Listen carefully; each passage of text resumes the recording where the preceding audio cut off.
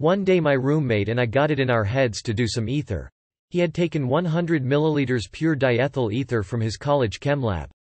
We poured it onto a rag and inhaled the vapors. It smells like turpentine and is a little difficult to take big breaths of at first. Seconds after I took a few lungfuls I felt the effects, which were mainly a mild euphoria and blurred vision, which lasted a few minutes. It was kinda fun, but nothing great, so we decided that we must not be doing enough. A few nights later I decided to sit down and get crazy with it. I buried my nose deep into the rag, to the point where it burned slightly as I took my first few breaths. I really had to inhale sharply in order to breathe enough in before it all evaporated away. Again, the same effects, stronger but still not what I expected.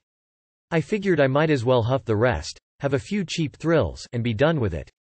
I walked over to where my roommate was and began to do more. I poured about 10 milliliters out onto the rag at a time, huffed until it had all evaporated, and then waited a few minutes to come down before my next dose. I poured another 10 milliliters out and huffed the rest of that. By the time I had inhaled about 3/4 of what was on the rag, I realized I had blacked out between breaths of ether, while I was talking to my roommate. I was wobbling heavily, I couldn't move, and I was talking but only gibberish was coming out. I tried to step forward and nearly fell. I felt an intense euphoria, which lasted for about 4 or 5 minutes. The loss of motor skills lasted about 45 seconds.